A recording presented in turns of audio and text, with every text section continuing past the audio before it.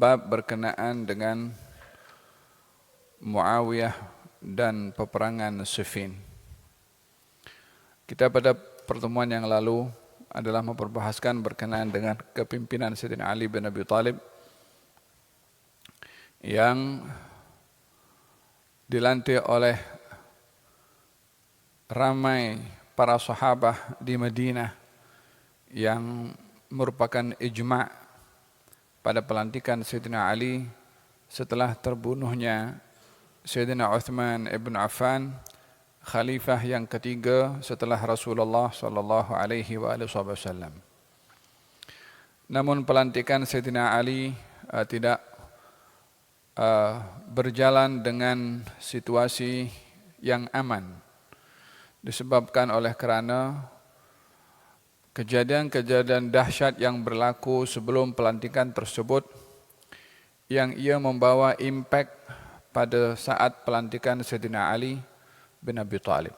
Di antara kejadian besarnya adalah belum dijumpai siapa yang membunuh Sayyidina Uthman bin Affan.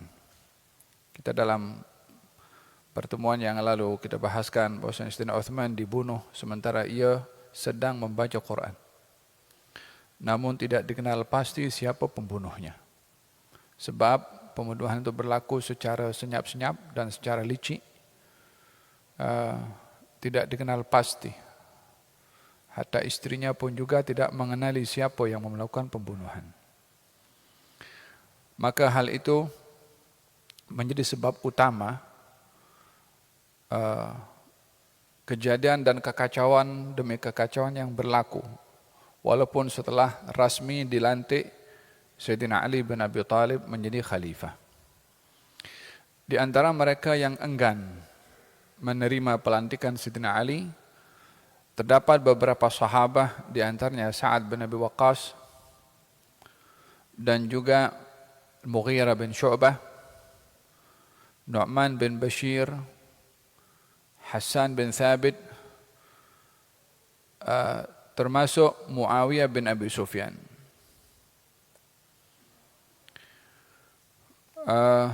Walaupun sebahagian daripada mereka pada akhirnya ada yang berbaiat, namun sebahagian yang lain enggan untuk berbaiat. Kejadian besar setelah pelantikan Sayyidina Ali yang terjadi adalah peperangan Jamal, seperti sudah dibahaskan pada pertemuan yang lalu.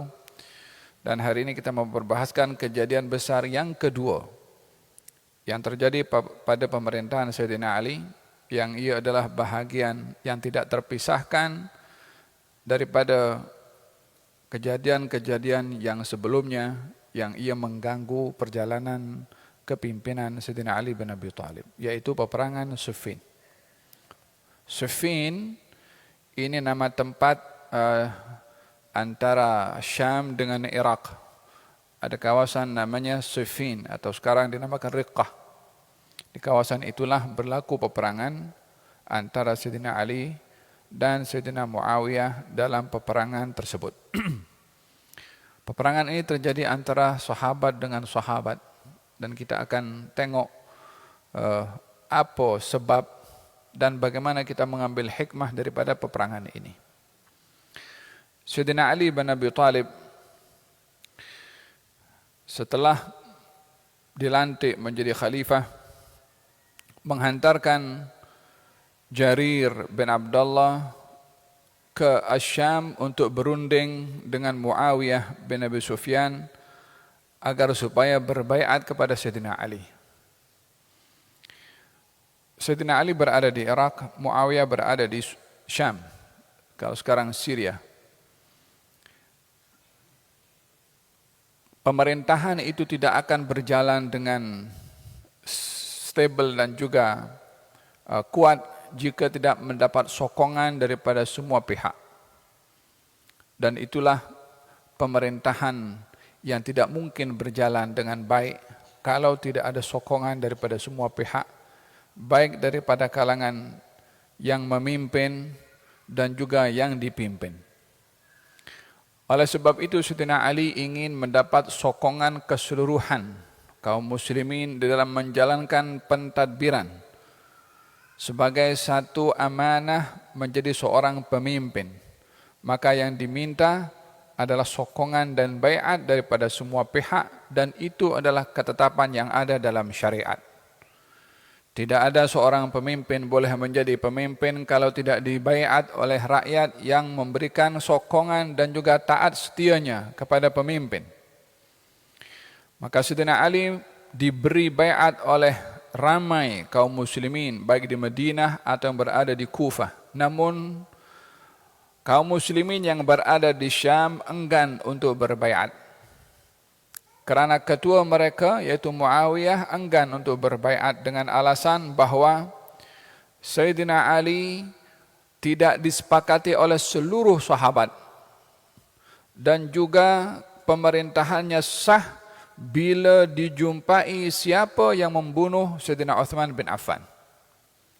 Demikian pendapat Muawiyah bin Abu Sufyan terhadap kepimpinan Sayyidina Ali bin Abi Thalib. Dihantarkan seorang bernama Jarir bin Abdullah untuk memberitahukan suara yang diberi kepada Sayyidina Ali daripada ramai para sahabat, yang ia adalah merupakan satu kesepakatan seluruh para sahabat.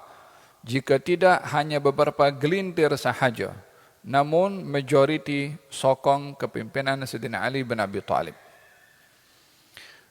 Namun Muawiyah enggan juga untuk berbaiat, melainkan dijumpai dan ditangkap terlebih dahulu siapa pembunuh Sayyidina Uthman bin Affan. Dalam penundingan itu dimaklumkan juga kepada Muawiyah kalau pembunuh Sayyidina Uthman pasti akan dicari dan dihukum.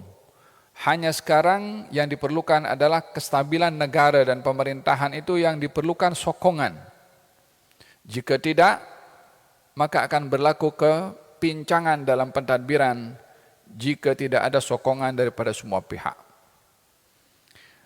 Muawiyah dan juga kaum muslimin yang berada di Syam enggan juga untuk memberikan baiatnya sehingga dijumpai pembunuh Sayyidina Uthman bin Affan. Di dalam hukum syariat, bila seorang khalifah dilantik oleh majoriti dan ada yang enggan untuk memberikan baiat, maka yang enggan memberikan baiat ia dikatakan golongan baghi atau bughah. Bughah adalah orang yang enggan untuk memberikan taat setia kepada pemerintah yang dilantik secara sah. Di dalam hukum syariat juga bughah, golongan ini jika enggan untuk memberikan baiat dan taat setia, maka ia imma diperangi atau menyerahkan baiat dan taat setianya kepada pemimpin yang dipilih. Mereka juga masih tetap enggan untuk memberikan baiat, bermakna mereka sah menjadi golongan bughah yang keluar daripada pemerintahan yang sah, yang secara hukum mesti diperangi, jika tidak ia akan menjadi duri dalam daging. Maka dalam hal ini Sayyidina Ali bin Abi Thalib setelah berunding beberapa kali mengajak kepada mereka untuk memberikan taat setia dan baiatnya, namun mereka juga enggan untuk memberikan baiat, maka tindakan selanjutnya adalah tindakan yang lebih tegas, yaitu memerangi kepada mereka. Maka dalam hal ini dipersiapkan tentera oleh Sayyidina Ali bin Abi Thalib dan didengar oleh Sayyidina Muawiyah bin Abi Sufyan. Maka Muawiyah pun juga mempersiapkan tentera untuk menentang atau melawan Sayyidina Ali bin Abi Thalib, dan itu berlaku pada bulan Rajab tahun ke-36 daripada hijrahnya Rasulullah SAW, dan terhimpunlah satu kekuatan antara kedua-dua belah pihak untuk saling berlawan antara satu dengan yang lain. Abbas atau Abdullah bin Abbas ketika mendengarkan hal yang sedemikian, bahwasanya ahli Syam telah keluar daripada ketaatan dan taat setia kepada Sayyidina Ali, maka Ibnu Abbas join bersama dengan Sayyidina Ali untuk menghentikan tindakan para al-bughah daripada perbuatannya. Maka ketika itu bertemulah dua kelompok. Di sini hikmah yang perlu kita ambil adalah kedua-dua mempunyai ijtihad, walaupun yang satu lebih jelas benarnya berbandingkan yang kedua. Cukup kita bila membaca dalam Ahlus Sunnah wal Jamaah, bila ditanya siapakah Khulafaur Rasyidin, maka yang jawabannya adalah Abu Bakar, Umar, Uthman, dan Ali. Ali akan disebutkan khalifah yang keempat. Ia menandakan bahwasanya jumhur sahabah pada ketika itu menyokong kepimpinan Sayyidina Ali bin Abi Thalib. Yang tidak menyokong hanya segelintir sahaja. Dengan demikian tidak mungkin ramainya sahabat yang menyokong Sayyidina Ali salah pada pilihannya hanya semata-mata beberapa gelintir sahabat yang tidak menyokong Sayyidina Ali. Dalam hukum majority, maka majority yang lebih dilihat untuk mendapatkan sokongan. Lebih-lebih lagi, ini bukan sembarang majority, tapi ini sahabat Nabi yang bersepakat kalau yang layak untuk memimpin adalah Sayyidina Ali bin Abi Thalib. Ini bagi pihak Sayyidina Ali. Bagi pihak Muawiyah pula lebih melihat bahwa tidak akan memberikan sokongan dengan syarat melainkan dijumpai terlebih dahulu pembunuh Sayyidina Uthman bin Affan. Itulah punca utama kenapa dua kelompok ini pada akhirnya bertembung dan juga berakhir dengan peperangan antara keduanya. Kata Syekh di sini mengatakan, wa dhalla tarafan ala hadzal hal. Mereka masing-masing berpegang dengan prinsipnya.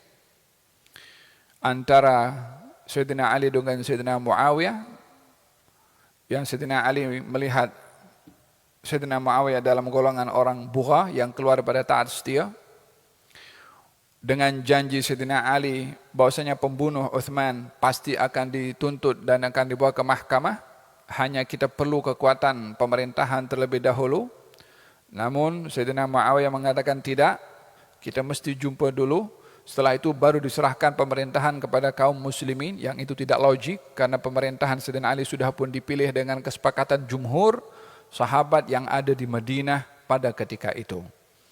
Maka karena masing-masing berpegang dengan prinsip yang berbeza, dan di dalam hukum syarak mesti diambil tindakan golongan orang yang enggan taat setia kepada pemimpin untuk diambil tindakan tegas walaupun sampai kepada tindakan peperangan, itulah langkah yang diambil oleh Sayyidina Ali bin Abi Thalib. Setelah berhadapan keduanya, dan itu sudah masuk bulan Muharram, awalnya mereka berakhir keluar itu akhir Dzulhijjah, bertemu dua kelompok di bulan Muharram. Melihat bulan Muharram ini bulan haram, mereka jadikan pertemuan antara dua kelompok itu untuk tidak berlangsung apa-apa tindakan yang boleh mengkeruhkan keadaan, lebih-lebih lagi di bulan Muharram. Maka mereka bersepakat untuk masing-masing tenang dan berfikir selama 1 bulan. Maka itulah yang berlaku 1 bulan penuh bulan Muharram, dalam posisi yang sudah berdekatan antara keduanya untuk bertafakkur, berfikir dengan harapan ada titik temu antara keduanya. Setelah berlalu 1 bulan dengan harapan adanya kesepakatan antara keduanya, namun ia tidak menghasilkan apa-apa kesepakatan yang boleh diharapkan. Sekali lagi diseru oleh Sayyidina Ali sebagai pemimpin yang sah pada ketika itu. Katanya, ya ahla Syam, sampaikan kepada orang Syam. Yaqulu lakum amirul mu'minin qad istadamtukum lituraji'u al-haqqa wa tunibu ilaih. Wahai ahli Syam, Amirul Mu'minin sudah memberi ruang kepada kamu selama 1 bulan untuk berfikir atas tindakan kamu yang enggan untuk memberikan taat setia. Diingatkan kepada kamu bahwasanya hendaklah kamu kembali kepada yang benar yaitu kesepakatan yang disepakati oleh jumhurul muslimin. Tapi engkau enggan juga untuk mendengar. Mari kembali kepada kebenaran. Mari sokong kebenaran. Dan janganlah kamu bersifat seperti sifat orang-orang yang berkhianah, yaitu meninggalkan membela kebenaran. Wallahu innallaha la yuhibbul khainin. Allah tidak suka kepada orang yang berkhianah. Demikian kata-kata Sayyidina Ali. Pada ketika itu, tentera yang dipimpin oleh Muawiyah bin Abu Sufyan sudah pun mengatur strategi perang. Diletakkan sayap kanan satu kelompok, sayap kiri satu kelompok. Maknanya mereka memilih untuk melawan, walaupun seruan untuk berdamai sudah diserukan kepada mereka. Pada ketika itu Sayyidina Ali barulah menyusun tentera juga setelah melihat kelompok Muawiyah sudah mengatur strategi perang dengan tenteranya itu diagihkan masing-masing pada tempat untuk melawan, barulah Sayyidina Ali mengatur tentera juga. Dengan demikian yang memulai untuk menunjuk atau provoke dalam perlawanan ini adalah Muawiyah bin Abu Sufyan dan juga pengikutnya daripada Asyam sebelum Sayyidina Ali mengatur strategi tentera. Maknanya mereka lebih dahulu mencabar berbandingkan offer yang diberikan oleh Sayyidina Ali kepada mereka. Maka pada ketika itu Sayyidina Ali bin Abi Thalib mengatur tenteranya dan menghantarkan beberapa orang seperti Al-Ashtar An-Nakhai dalam beberapa kawasan untuk memimpin pasukan. Dan Sayyidina Ali berpesan kepada tenteranya. Katanya, "Alla yabda'u ahadan biqital hatta yabda'a ahlus Syam." Jangan ada seorang pun daripada kamu yang memulai peperangan, baik itu melempar panah ataupun apapun juga, sebelum orang Syam memulai terlebih dahulu. Maknanya tak mahu memulai dalam perang. Masih berharap mereka sedar dan insaf kembali kepada kebenaran. Wa an la yudhfaf ala jarihin. Jangan melakukan apa-apa perbuatan yang lebih mengkeruhkan keadaan jika ada di antara mereka yang terluka dengan senjata. Ini kalau berlaku perang, kemudian kamu berjaya untuk menjatuhkan daripada kaum muslimin di pihak Muawiyah dan terluka, kamu jangan bunuh dia kalau sudah terluka. Karena ini bukan bertujuan untuk membunuh, tapi untuk menghentikan perkara yang batil. Maka yang ketiga, katanya, wala yudba mudbir. Jangan ada yang mengejar di antara mereka kalau lari. Wala yukshaf sitra imra'atin wala tuhan.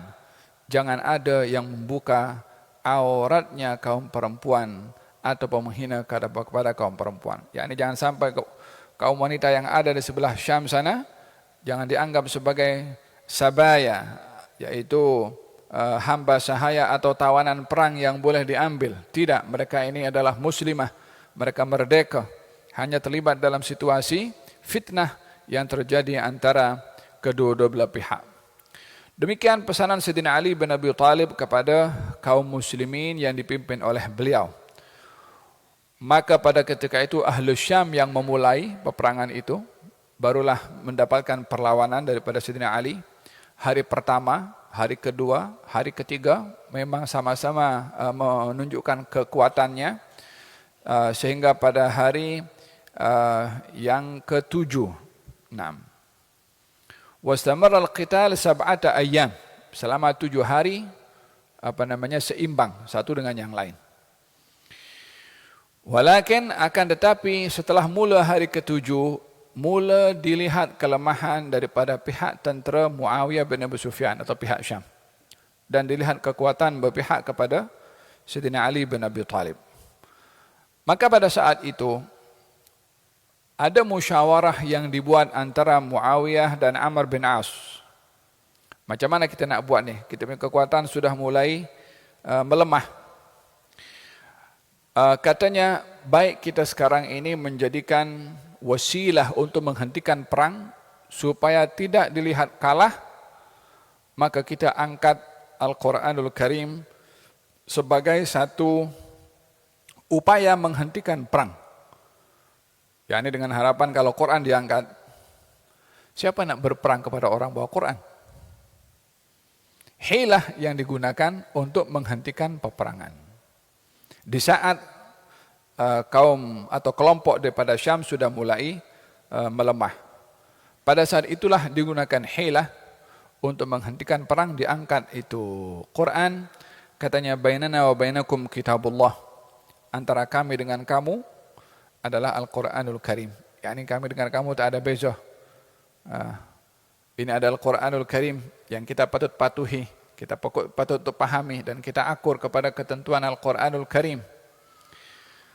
Maka pada saat Al-Quran diangkat di atas tombak-tombak kelompok daripada Asyam, menarik perhatian pihak Ali bin Abi Thalib yang terbagi kepada dua kelompok. Antara yang mahu berhenti berperang karena Al-Quran sudah diangkat sebagai simbol perdamaian, atau antara kelompok yang melihat bahwasanya ini adalah tipu muslihat dan hilah, dan ini adalah yang disokong oleh Sayyidina Ali bin Abi Thalib. Kalimatu haqqin urida biha batil. Kalimatnya benar, yaitu Quran mesti disokong dan dibela, tapi maksudnya batil. Ada muslihat di sebalik mengangkat Al-Quran Al-Karim. Dan kita akan nampak bagaimana muslihat mereka dalam penghujung kisah ini. Maka pada ketika itu, yang enggan untuk meneruskan peperangan adalah golongan yang pada akhirnya mereka adalah golongan Khawarij. Dan itu jumlahnya sangat ramai. Oleh kerana kelompok Sayyidina Ali terpecah menjadi dua, dan tidak mungkin melangsungkan peperangan dengan kelompok yang menyokong Sayyidina Ali, karena kelompok yang tidak menyokong boleh berpaling tadah dan akan mengkeruhkan keadaan. Maka terhentilah peperangan dalam keadaan terpaksa, bukan dalam keadaan itu yang diinginkan oleh Sayyidina Ali, tapi dalam keadaan pecahnya kelompok Sayyidina Ali, maka lebih mengambil langkah yang lebih ringan resiko dan impaknya, maka terhentilah peperangan antara kedua belah pihak. Ketika peperangan itu mula terhenti dan mula berlaku hantar menghantar, juru runding untuk berunding. Pada ketika itu Sayyidina Ali bin Abi Thalib menghantarkan seorang bernama Ash'ad bin Qais untuk bertemu dengan Muawiyah bin Abi Sufyan untuk bertanya, apa yang kamu mahu dengan kamu mengangkat Al-Quran ini? Katanya dijawab, sekarang kita kena kembali kepada hukum Al-Quran. Tadi tak balik hukum dengan Quran masa sebelum perang dia. Kenapa baru sekarang angkat Quran? Kenapa belum berperang dia angkat Quran? Apa bezanya posisi sebelum perang dan pada saat pertengahan peperangan, di mana Al-Quran adalah penyelesaian kepada keduanya sebelum, dan juga pada saat kan lebih utama angkat Quran sebelum perang berbandingkan angkat Quran saat dalam keadaan perang. Sudah sekian banyak korban baru angkat Quran. Disinilah jelasnya hilah yang dipergunakan oleh kelompok Muawiyah bin Abi Sufyan pada peperangan tersebut. Namun ramai juga yang terpedaya dengan tipu muslihat ini, seperti mana juga ramainya orang yang tertipu daripada orang-orang yang menginginkan sesuatu di atas dengan slogan-slogan yang cantik dan indah, seperti keadilan, seperti kemasyarakatan, seperti kebersamaan, seperti macam-macam simbolik-simbolik yang indah-indah. Namun di sebalik apa yang diungkap berbeza apa yang dilakukan. Dan selalu jadi korban adalah masyarakat. Maka pada ketika itu Sayyidina Ali menghantarkan seorang sahabat tadi seperti yang saya katakan, kemudian dijawab oleh oleh Muawiyah bin Abi Sufyan, kalau kita mesti kembali kepada Al-Quranul Karim, dan hendaklah ada seorang daripada kita yang kami hantar dan seorang daripada kamu untuk mereka berunding antara keduanya. Lalu apa saja yang dihantarkan oleh keduanya, apa saja diputuskan oleh keduanya, itulah yang kita sepakati. Yakni cadangan daripada Muawiyah bin Abi Sufyan, saya akan hantar wakil saya. Kamu beritahu kepada Ali bin Abi Thalib supaya dia hantarkan wakilnya juga, sehingga wakil saya akan berunding dengan wakilnya. Apa saja yang diputuskan oleh kedua wakil ini, kita akan akur. Karena dalam hal ini antara Sayyidina Ali dengan Muawiyah, dengan Sayyidina Muawiyah, tak bertemu, sepakat sebelumnya, sebelum perang pun tak ada kesepakatan. So sekarang kita sama-sama serahkan kepada wakil. Ketika itu Sayyidina Ali bin Abi Thalib tidak menyetujui akan cadangan tersebut. Akan tetapi golongan Khawarij yang jumlahnya ramai tadi, yang tidak mahu memberikan sokongannya kepada Sayyidina Ali bin Abi Thalib, menyebabkan kurangnya kekuatan yang ada pada pihak Sayyidina Ali. Ketika itu terpaksa dipilihlah daripada kelompok Sayyidina Ali Abu Musa Al-Ash'ari, sahabat Nabi. Daripada kelompok Muawiyah dipilih Amr bin As untuk mereka berunding pada pertemuan yang akan datang, sebulan yang akan datang, di satu wilayah namanya Daumati Al-Jundul. Nama satu wilayah, Daumatul Jundul. Setelah itu disepakati, masing-masing kembali, barulah keadaan agak reda dengan terhentinya peperangan. Dengan keadaan terpaksa Sayyidina Ali menghentikan peperangan karena kehilangan sokongan yang besar daripada golongan Khawarij. Raja'ah, maka kembali Sayyidina Ali ke Kufah. Kemudian keadaan di Kufah semakin merebak perpecahan. Kadang-kadang perpecahan itu bukan karena pemimpinnya tak betul. Jika tidak, apa kurang hebatnya Sayyidina Ali untuk memimpin? Justru yang berlaku perpecahan di pihak Sayyidina Ali. Walaupun dalam hal ini kelompok Muawiyah daripada kelompok Al-Bugha yang tidak memberikan taat setia, tapi sokongannya padu daripada pengikutnya. Dengan demikian, al-batil, kebatilan kalau mendapatkan sokongan akan menang berbandingkan dengan kebenaran kalau tidak ada siapa yang sokong. Akan dilihat kebatilan itu kuat kalau ada sokongan dan kebenaran itu lemah kalau tidak disokong. Bukan karena tidak benar, tapi karena tak ada yang membela kebenaran.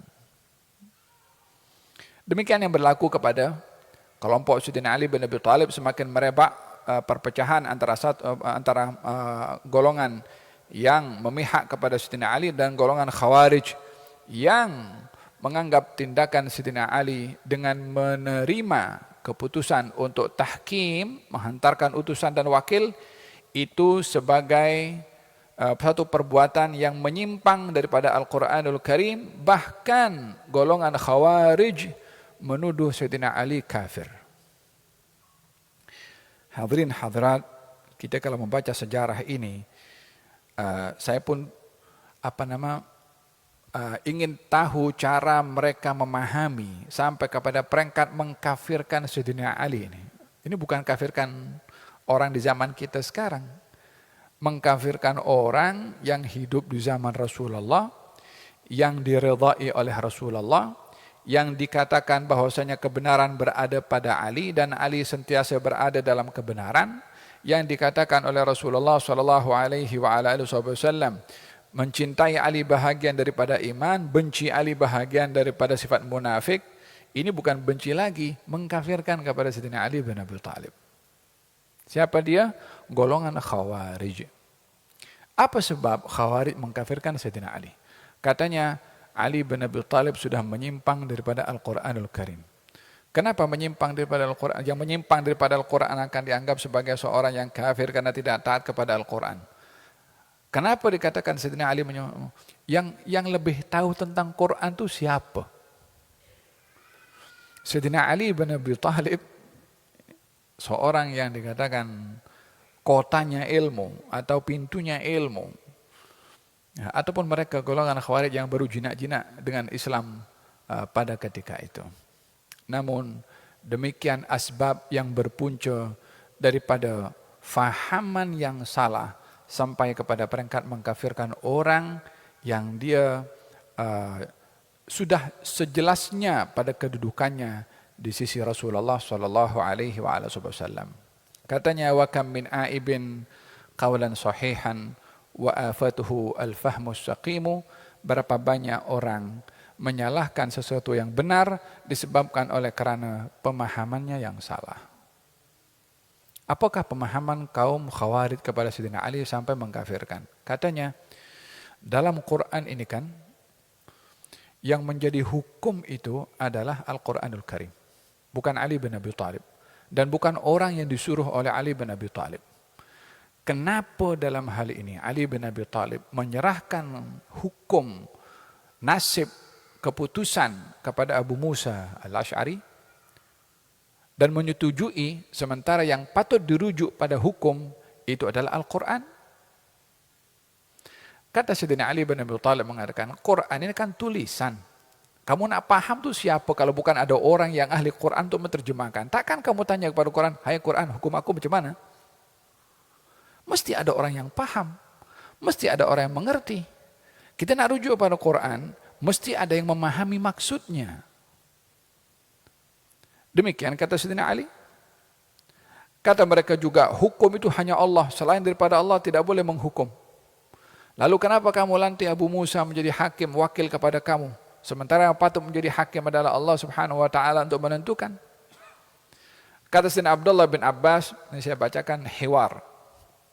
Dialog antara Abdullah bin Abbas dengan golongan Khawarij. Ketika Khawarij ini sudah mulai berpecah, menyusun kekuatan, mengkafirkan Sayyidina Ali dan akan melawan kepada Sayyidina Ali. Dalam hal ini kubu yang berlawan dengan Sayyidina Ali bukan lagi kelompok daripada Syam, sekarang muncul daripada dalam, yaitu golongan Khawarij.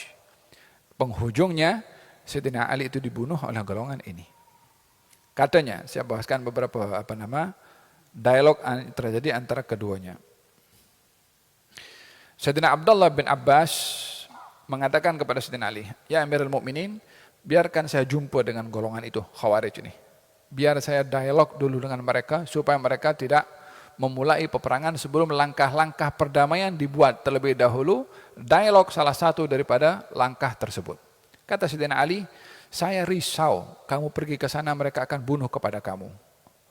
Sebelum ini mereka sudah membunuh kepada Khabbab ibnul Arad, salah seorang pengikut setia Sayyidina Ali bin Abi Thalib ketika keluar bersama dengan istrinya yang sedang mengandung. Dijumpai oleh golongan Khawarij oleh kerana diketahui Khabbab ibnul Arad ini pengikut Sayyidina Ali, dibunuh Khabbabnya, dibunuh istrinya, dibelah kandungan istrinya. Golongan yang pakai baju orang Islam, yang mendakwa untuk menegakkan Islam, tapi berpunca daripada pemahaman yang salah dengan dikuasai oleh hawa nafsu dan juga yang paling inti sekali kebodohan di dalam diri yang tak mahu merujuk kepada orang yang mengetahui. Kata Sayyidina Ali, saya risau kamu akan dibunuh oleh mereka. Mereka sudah banyak melakukan pembunuhan. Bukan hanya Khabbab ibn al-Arad saja. Ramai daripada kelompok Sayyidina Ali bin Abi Thalib yang ada di Irak waktu itu dibunuh oleh golongan Khawarij. Dan Sayyidina Ali menuntut kepada mereka, bagi kepada aku siapa yang membunuh untuk dijatuhi hukuman dalam syariat supaya masalah ini tidak meluas kepada orang lain untuk dibunuh. Mereka enggan dengan mengatakan, kamu jangan menuntut siapa yang membunuh di antara kami. Kami semua yang bunuh engkau punya kelompok. Katanya begitu. Dahsyatnya kejahilan dan juga emosi tanpa didasari dengan ilmu. Perlu diketahui golongan ini adalah golongan orang-orang yang tidak terpelajar, yang tidak belajar, baru jinak-jinak, baru kenal dengan Islam tanpa mengetahui ilmu yang sebenar, hanya diprovok oleh sebahagian orang yang ada kepentingan di situ. Kata Sayyidina Abdullah bin Abbas mengatakan, ya Amirul Mukminin, biarlah saya jumpa dengan mereka. Walaupun Sayyidina Ali mengatakan risau, tapi Sayyidina Abdullah bin Abbas katanya, saya tahu cara berhadapan dengan mereka. Diizinkan oleh Sayyidina Ali. Di saat itu Sayyidina Abdullah bin Abbas pakai baju yang yang indah. Kemudian sampai ke golongan Khawarij, jumlahnya waktu itu 11.000. Bukan sedikit mereka jumlahnya, 11.000. Katanya, apa yang menyebabkan engkau datang, wahai Ibnu Abbas? Dan kenapa engkau berpakaian dengan pakaian yang cukup indah? Ini adalah satu pembaziran. Kata golongan Khawarij. Dianggap orang pakai baju baru, baju indah. Itu pembaziran yang melampau. Kata Abdullah bin Abbas, katanya, kenapa kamu mempertikai pakaian ini? Sementara Allah dalam Quran, kan kamu merujuk kepada Quran. Saya bacakan Quran, katanya, Qul man harrama zinatallahi allati akhraja li ibadihi wat tayyibati minar rizq. Siapa yang boleh mengharamkan perhiasan yang dihalalkan oleh Allah Subhanahu wa taala? Ini kan perhiasan dihalalkan oleh Allah taala. Kenapa kamu yang komplain sementara Allah Tuhan tak komplain? Katanya kamu nak rujuk kepada Quran, saya bawa ini Quran. Mereka terdiam. Nak menunjukkan betapa mereka jahil, nak berdalil dengan Quran, tak tahu isi Quran. Tak tahu apa itu maksud yang ada dalam ayat. Yang penting Quran saja. Tapi tak tahu apa isinya. Macam mana berlaku kepada golongan Khawarij yang dijawab oleh Sayyidina Abdullah ibnu Abbas. Kita dengar dialog ini selepas adzan insyaAllah. Allahumma nas'aluka al-'afwa wal 'afiyata. Sallallahu alaihi wasallam Muhammadin wa ala alihi wasallam. Alhamdulillah. Ada 3 hal penting yang menjadi sebab kenapa Khawarij mengkafirkan Sayyidina Ali bin Abi Thalib dan enggan menyokong kepada Sayyidina Ali. Poin yang pertama adalah Sayyidina Ali dianggap menyimpang daripada Al-Quranul Karim disebabkan melantik wakil, yaitu Abu Musa al-Asy'ari, untuk berunding dengan wakil Muawiyah bin Abi Sufyan. Sementara hukum itu yang menentukan adalah Allah dan bukan manusia. Kata Sayyidina Abdullah bin Abbas, ini masalah kamu yang pertama? Katanya, ya. Kalau saya jawab daripada Quran juga, yang kamu mahu jadikan Quran itu sebagai hakim untuk kamu, saya akan jawab soalan kamu daripada Quran. Adakah kamu akan terima dan mengakui? Katanya, ya, Allah na'am. Tayyib, kata Sayyidina Abdullah bin Abbas, bukankah dalam Al-Quranul Karim Allah berfirman, wa in khiftum shiqaqa bainihima fab'athu hakaman min ahlihi wa hakaman min ahliha in yurida islahan yuwaffiqillahu bainahuma. Dalam Quran dinyatakan, bila suami istri itu berselisih dan tidak terjumpai jalan keluar antara keduanya dan ingin ditentukan apa nasib terbaik bagi keduanya yang tak dapat selesai berunding antara suami dengan istri, maka masing-masing melantik wakil atau hakim. Suami melantik hakim, istri melantik hakim. Hakim dengan hakim yang mewakili kedua belah pihak berunding. Apa keputusan daripada dua hakim ini mestilah dipersetujui oleh kedua belah pihak, karena kedua belah pihak tadi sudah menyerahkan keputusannya kepada wakil yang dilantik. Mungkin kalau bahasa sekarang mungkin peguam, cuma yang ada otoriti untuk menentukan hukum. Kata Abdullah bin Abbas, kamu persoal Ali bin Abi Thalib dalam melantik hakim untuk menjaga darah kaum muslimin supaya tak tertumpah, dan kamu pertikai masalah itu. Sementara dalam Quran Allah benarkan lantik hakim untuk dua orang suami istri berdamai. Takkanlah menghakimi suami istri untuk berdamai lebih berharga daripada dua hakim untuk menjaga nyawa manusia. Kata mereka, Allah men'am, betul juga. Tahu kenapa dikatakan betul? Tak baca, tak paham, tak tahu apa yang diperjuangkan. Hanya tahu Quran saja. Isinya apa tak tahu. Yang kedua, kenapa Amirul Mukminin atau kenapa Ali bin Abi Thalib dalam peperangan ini, peperangan Siffin, Sayyidina Ali mengatakan harta benda daripada peperangan ini bukan boleh diambil. Dia bukan harta rampasan perang. Dan kaum wanita pada musuh, pada pihak kelompok yang lain, bukanlah menjadi tawanan dan hamba sahaya yang boleh dimiliki. Itu kan Ali bin Abi Thalib berkata begitu, kata Khawarij lah. Kalau ini perang, tak boleh memiliki hamba sahaya dan harta rampasan perang. Jadi yang kita perang ini siapa? Kalau dia orang Islam, kenapa kita berperang? Kalau dia orang bukan Islam, kenapa kita tidak boleh memanfaatkan harta rampasan perang dan perempuan yang menjadi hamba sahaya? Diletakkan pada satu meja, ini imam muslim atau imam kafir. Kalau muslim kenapa diperangi? Kalau kafir kenapa tak boleh dimiliki hartanya sebagai harta rampasan perang dan perempuannya sebagai tawanan perang? Kata Sayyidina Abdullah bin Abbas, kamu sudah selesai yang ini kedua? Ya. Kata Sayyidina Abdullah bin Abbas, yang sebelum ini kamu kan ikut join dengan kami perang dalam perang Jamal, melawan kepada siapa? Siti Aisyah radhiyallahu anha wa ardhaha. Yang kalahkan Siti Aisyah dengan kaum muslimin yang bersama dengan beliau. Kamu boleh menjadikan Siti Aisyah sebagai tawanan perang? Kalau kamu kata ya, kamu kufur. Ini sebab Al-Quran mengatakan ini ibu kamu. An-Nabiyyu awla bil mu'minina min anfusihim wa azwajuhu ummahatuhum. Ini istri Nabi adalah ibu kepada orang-orang beriman. Ini Quran bercakap demikian. Adakah kamu mahu untuk menawan kaum wanita dalam peperangan Jamal termasuk Siti Aisyah? Katanya tidak. Betul juga kata mereka. Kali yang kedua, berdalil dengan Quran tanpa tahu isinya Quran. Kemudian yang ketiga, kenapa Amirul Mukminin atau Ali bin Abi Thalib mahu dihapus labelnya sebagai Amirul Mukminin, sementara itu gelarannya diberikan kepada dia. Yani ketika berunding itu disebutkan Amirul Mukminin dalam perundingan, kata pihak lawan tak boleh, kena hapus Amirul Mukminin, tapi tulis Ali bin Abi Thalib.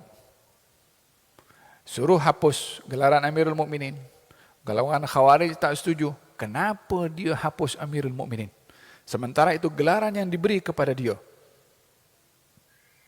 Kata Abdullah bin Abbas, sudah selesai?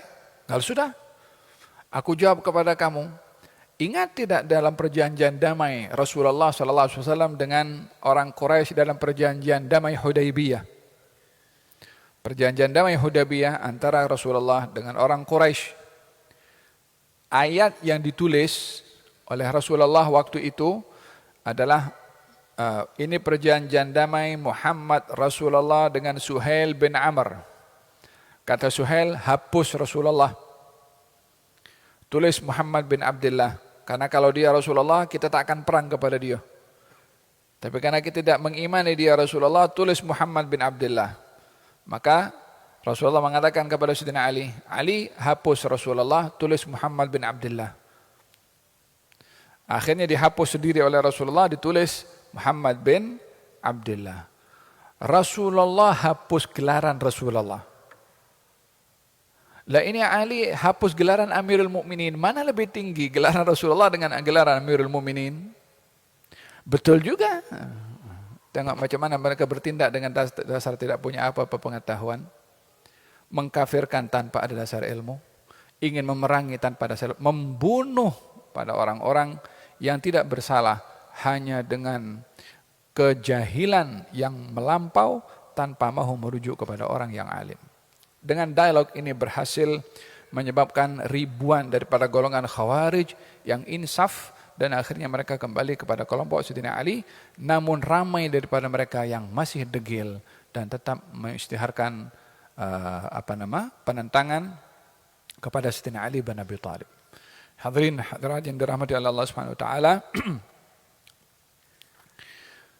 Saya katakan tadi masa ada perjanjian dalam selama 1 bulan lebih kurang untuk bertemu di Daumatul Jundul antara wakil Sayyidina Ali dan wakil Sayyidina Muawiyah bin Abi Sufyan. Berlalu 1 bulan, maka tibalah waktu untuk bertemu 2 wakil. Dan ini sekali lagi berlaku hailah. Wakil Sayyidina Ali Abu Musa al-Ash'ari, wakil Muawiyah Amr bin As. Mereka berdua berunding. Kita sama-sama nak jaga umat Islam supaya tak berlaku pertumpahan darah. Jadi apa solusinya? Mereka berunding, sepakat kedua-duanya untuk melucutkan jawatan pemimpin masing-masing. Abu Musa al-Ash'ari akan mengisytiharkan pelucutan kepimpinan Sayyidina Ali. Amr bin As akan mengisytiharkan pelucutan kepimpinan Muawiyah. Itu disepakati antara keduanya. Kalau begitu siapa yang akan memimpin? Serahkan kepada kaum muslimin untuk pilih. Katanya karena itu jalan yang paling selamat untuk tidak berterusan berlaku peperangan, maka dipersetujui oleh kedua-dua belah pihak. Antara Abu Musa, wakil Sayyidina Ali, dan Amr bin As, wakil Sayyidina Muawiyah. Sampai tiba waktu pengisytiharan. Kata Amr bin As, kamu dulu berbicara. Siapa yang disuruh bicara? Abu Musa al-Ash'ari. Katanya, saya bacakan nasnya di sini.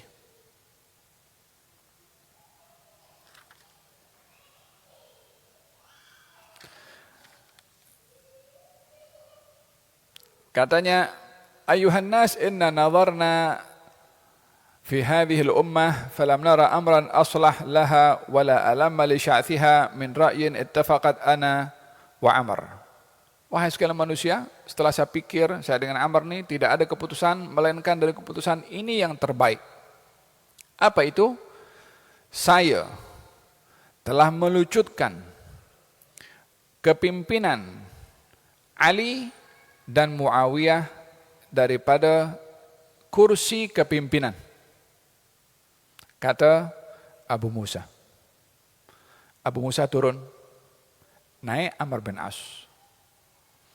Kata Amr bin As mengatakan, sesungguhnya kamu sudah mendengar apa yang dikatakan oleh pendahulu saya, yaitu Abu Musa. Sesungguhnya apa yang dilucutkan oleh dia, yaitu kepimpinan Sayyidina Ali dan juga Sayyidina Muawiyah, sekarang kepimpinan itu saya ambil dan saya serahkan kepada Muawiyah. Beza dengan apa yang disepakati untuk masing-masing melucutkan keduanya, ternyata hilah yang kedua adalah Amr bin As justru melantik Muawiyah bin Abi Sufyan sebagai khalifah, menggantikan Sayyidina Ali, walaupun kesepakatan yang dibuat bukan demikian.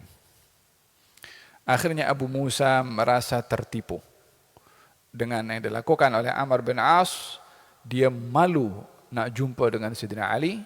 Dia pun balik pergi ke Mekah dan tidak berjumpa dengan Sayyidina Ali bin Abi Thalib. Naam. Keadaan itu makin menambahkan lagi kekacauan yang ada pada ketegangan antara keduanya, kelompok Sayyidina Ali dan kelompok Sayyidina Muawiyah. Hadirin hadirat, saya ringkaskan pada akhirnya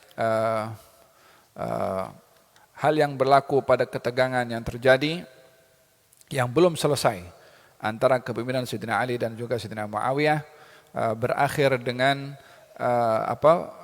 pembunuhan Sayyidina Ali yang dirancang oleh golongan Khawarij yang memang pun sudah menanamkan kebencian bahkan mengkafirkan sebagaimana saya sebutkan tadi. Dan peperangan pernah berlaku antara Sayyidina Ali dengan golongan Khawarij yang sebagaimana saya katakan setelah dialog dengan Abdullah bin Abbas, sebahagian insaf, sebahagian tidak. Yang tidak itu diperangi oleh Sayyidina Ali bin Abi Thalib. Ramai daripada mereka juga yang terbunuh. Ada seorang di antara mereka yang mempunyai seorang anak perempuan yang dirisik oleh Abdurrahman bin Muljam atau bin Muljim. Seorang perempuan dirisik oleh Abdurrahman bin Muljim. Kata perempuan ini dikenali seorang perempuan dengan namanya Qutam Fa'iqatul Jamal. Namanya itu punya kecantikan yang luar biasa. Abdurrahman bin Muljim dah tergila-gila dengan perempuan ini. Kata perempuan ini mengatakan, aku setuju dikawin oleh engkau, tapi dengan syarat engkau bunuh Ali bin Abi Thalib. Seakan-akan mas kawinnya adalah pembunuhan kepada Sayyidina Ali bin Abi Thalib. Yang membunuh adalah Abdurrahman bin Muljim, tapi penyebab utamanya perempuan. Kata perempuan itu mengatakan, ya aku setuju kawin dengan engkau, dengan syarat bunuh Ali bin Abi Thalib sebagai syarat utamanya. Kata Abdurrahman, aku pun memang nak bunuh kepada dia. Padahal hakikatnya Abdurrahman pun suka kepada perempuan ini. Pada akhirnya berlangsunglah perkahwinan itu bersama dengan perempuan itu. Abdurrahman bin Muljim ini setiap hari mengintai hari demi hari bila Sayyidina Ali keluar, bila balik, dari mana keluar, dari mana jalan, hari-hari dipantau. Sampailah sudah dapat siasat semua gerakan Sayyidina Ali, dia simpan pedang dengan diberi racun. Pada saat Sayyidina Ali bin Abi Thalib keluar daripada tempat yang memang biasa keluar daripada itu, dipukul tepat kepada kepalanya dan darah itu mengucur sampai membasahi kepada janggut Sayyidina Ali bin Abi Thalib. Sebelum ini pun juga tengok keadaan yang begitu sukar dikawal oleh Sayyidina Ali, sampai dikatakan, kata Sayyidina Ali bilang, mana orang tu yang dikatakan oleh Rasulullah akan pukul aku di sini sampai membasahi janggut aku. Dia tu masa hidupnya Rasulullah, Sayyidina Ali pernah berkata, Rasulullah pernah bersabda, ya Ali, ada dua orang yang paling celaka di atas muka bumi ini. Yang pertama adalah yang menyembelih onta Nabi Saleh. Yang kedua adalah orang yang memukul engkau di sini, dipegang oleh Nabi kepala Sayyidina Ali. Dan darah akan membasahi janggutmu sampai ke sini. Itu di zaman Nabi sudah diberitahu. Jadi Sayyidina Ali itu sudah ready, dah tahu dah beliau akan dibunuh. Saat keadaan yang kacau itu, dia sudah merasa kalau itu tiba waktunya. Katanya, mana orang tu yang Nabi kata nak pukul aku di sini dan membasahi sampai janggut aku. Tibalah malam ketika beliau keluar untuk membangunkan kaum muslimin solat subuh. Pemimpin keluar di waktu malam untuk kejutkan rakyatnya supaya pergi ke masjid solat subuh berjamaah. Pada time itu Abdurrahman yang sudah menyiasat kegerakan Sayyidina Ali bin Abi Thalib memukul tepat pada kepalanya, mengucurlah darah sampai membasahi kepada janggutnya, dan dibawalah Sayyidina Ali bin Abi Thalib ke rumahnya dan sempat ditangkap Abdurrahman bin Muljim. Kemudian kata Sayyidina Ali bin Abi Thalib, itu berlaku bila? Pada 17 Ramadan. Pada malam 17 Ramadan, tepat pada hari Jumat, pada tahun ke-40 daripada hijrahnya Rasulullah SAW, Abdurrahman bin Muljim dibantu dengan dua orang bersama dengannya bersembunyi di sebalik macam lorong yang memukul kepada Sayyidina Ali bin Abi Thalib yang kebiasaannya membangunkan kaum muslimin untuk salat fajar berjamaah, dan janggutnya basah dengan darah beliau. Dan ditangkaplah Abdurrahman. Sayyidina Ali yang waktu itu masih dalam keadaan sedar berkata, in mutu, kalau saya mati maka bunuhlah dia sebagai qisas, hukum syarak, kena jalankan seperti biasa.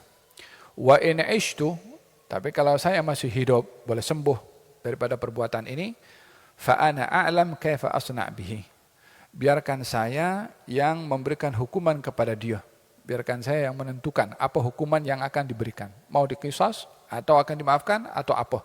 Terpulang kepada saya. Tidak diberitahukan apa yang akan dilakukan oleh beliau. Cuma pesanannya, kalau saya mati, oke, tegakkan hukum syarak. Jika tidak, biar saya menentukan.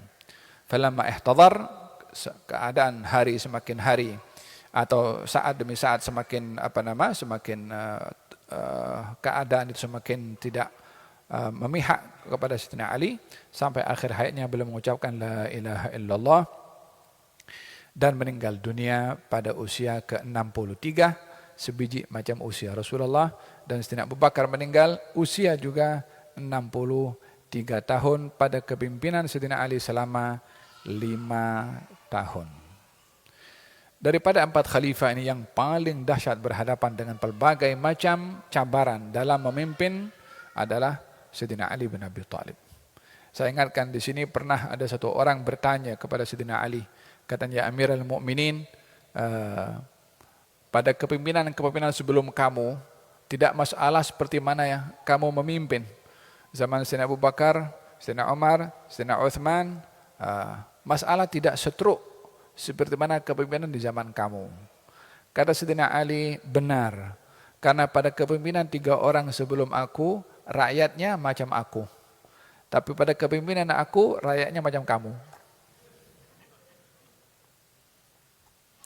Ya, pemerintahan bukan hanya tergantung siapa yang memimpin, tapi bergantung juga siapa yang dipimpin. Apa kurang hebatnya Sayyidina Ali bin Abi Thalib? Apa kurang mulianya Sayyidina Ali bin Abi Thalib? Tapi ketika tidak mendapat sokongan, atau yang dipimpin tidak cerdas, tidak mempunyai ilmu pengetahuan, dan itu adalah satu penyakit yang paling berbahaya kepada rakyat, adalah kalau tidak punya ilmu. Imma boleh diperbodoh, atau bertindak dengan kejahilan. Dalam hal ini, kita dapati rakyat yang bertindak dengan kejahilan karena kebodohannya. Mungkin di tempat lain, rakyat itu diperbodoh karena tidak mahu belajar dan mengambil hikmah dengan ilmu pengetahuan, supaya tindakannya berdasarkan dengan ilmu. Hadirin hadirat yang dirahmati oleh Allah Subhanahu wa taala, dan kita melihat juga bagaimana peranan wanita dalam hal ini yang menjadi sebab terbunuhnya Sayyidina Ali bin Abi Thalib. Nah, hanya urusan syahwat sahaja. Hanya urusan syahwat sahaja. Ini kitab sudah khatam semua. Ini kita bahas sirah Rasulullah dan sirah Khulafa Ar-Rasyidin. Saya bahas secara ringkas tadi, tidak terlalu detail. Mengingat waktu sudah lewat, maka kita mengambil ibrah di sini, untuk kita berhati-hati di dalam menghukum orang, untuk tidak mudah mengkafirkan orang hanya sekedar dengan perbezaan-perbezaan yang boleh diterima satu dengan yang lain. Berijtihad, biarlah orang itu layak memiliki keupayaan atau qualify untuk berijtihad. Janganlah mudah untuk hanyut dan ikut apa yang menjadi slogan-slogan indah tanpa kita memastikan di sebalik slogan itu apa. Itulah hikmah yang perlu kita belajar daripada peristiwa peperangan Siffin dan juga yang berakhir dengan pembunuhan kepada Sayyidina Ali bin Abi Thalib. Dikuburkan Sayyidina Ali bin Abi Thalib di tempat yang berbeza pendapat. Hingga hari ini tak ada satu kata putus di mana kubur Sayyidina Ali bin Abi Thalib setelah dibunuh itu. Setelah Sayyidina Ali dibunuh dan beberapa waktu meninggal dunia, Abdurrahman bin Muljim akhirnya dihukum qisas, dibunuh juga. Kemudian ahli keluarga Sayyidina Ali dan sahabat-sahabat setia Sayyidina Ali menguburkan Sayyidina Ali di tempat yang tak ada siapa yang tahu. Ada sebagian mengatakan di Kufah. Ada sebagian mengatakan dibawa ke tempat lain. Ada mengatakan dibawa ke Madinah, dikuburkan di Baqi. Mana yang betul? Allahu a'lam. Persoalannya, kenapa disembunyikan kubur Sayyidina Ali? Jawabannya adalah kekejaman Khawarij yang dendam kepada Sayyidina Ali. Dikhawatiri kalau tahu di mana kubur Sayyidina Ali, akan digali, akan dicuri, akan dibuat apapun untuk meluahkan mereka punya kemarahan dan dendam, maka disembunyikan kubur Sayyidina Ali demi kemaslahatan, untuk tidak ada perkara-perkara buruk yang dilakukan oleh golongan orang-orang Khawarij. Itu hikmah yang utama. Kenapa tidak diketahui kubur Sayyidina Ali bin Abi Thalib. Kubur Sayyidina Abu Bakar jelas, kubur Sayyidina Umar jelas, kubur Sayyidina Uthman pun jelas berada di Baqi. Ya kan? Hampir rata-rata sahabat yang meninggal di Baqi jelas ada di Baqi. Walaupun kita tak pasti yang mana satu karena tak ada nama, tapi kita yakin ada di Baqi di situ. Tapi Sayyidina Ali bin Abi Thalib, walaupun kita melihat ada kubur yang terdedah di mana, maklumat buku yang tertulis ada di Kufah, tapi ada pendapat mengatakan kuburnya dipindahkan ke tempat lain untuk tidak dikesan oleh Khawarij. Demikian beberapa ibrah yang kita perlu ambil. Moga-moga Allah Subhanahu wa taala memberikan kepada kita penghayatan untuk mengambil pengajaran daripada kisah-kisah yang berlaku terdahulu. Yang perlu saya ingatkan dan pesankan di sini, bila berlaku apa antara sahabat dengan sahabat, kita tak punya hak untuk condemn. Kita tak punya hak untuk nak menyalahkan. Walaupun perbuatan yang terjadi itu salah, tapi bukanlah kesalahan yang terjadi kepada mereka menyebabkan kita mengurangkan darjat. Tidak. Apa yang berlaku itu antara mereka dengan Allah nantinya. Kita sebagai generasi yang diperintahkan untuk hormat kepada sahabat Nabi dan keluarga Nabi, kita hormat apapun yang berlaku antara mereka. Dikatakan oleh ulama, katanya wa ma jara bainas sahabi naskutu anhu wa ajrul ijtihadi nuthbitu. Yang berlaku antara sahabat satu dengan yang lain, kita diam. Diamnya kita bukan tak boleh bercakap, bukan tak boleh berbicara. Kita pun berbicara dengan terang-terangan dan jelas tadi. Tapi batasan kita hanya boleh mendedahkan untuk kita mengambil ibrah, bukan untuk merendahkan dan menghina sesiapapun daripada mereka. Tidak lain dan tidak bukan sebab mereka adalah sahabat Nabi. Bukan karena mereka itu sebagai personality sahabat, tapi karena mereka adalah ada kemuliaan bersama dengan Nabi, beriman kepada Nabi, tengok pada Nabi. Itulah kemuliaan yang ada pada mereka. Hormatnya kita pada mereka, hakikatnya hormat kita kepada Nabi SAW. Menghinanya kita kepada mereka, boleh jadi menghina kepada Nabi SAW. Bila ingin mengkaji, membaca, silahkan. Tapi jangan melebihi batasan sampai kepada peringkat merendahkan kepada salah seorang daripada mereka. Hukuman yang apa yang mereka layak untuk terima, bukan kita menghukum. Allah Subhanahu wa taala Maha tahu untuk memberikan apa hukuman kepada hamba-hambanya. Wallahu taala alam wa sallallahu alaihi wasallam Muhammadin wa ala alihi wasallam walhamdulillahi rabbil alamin.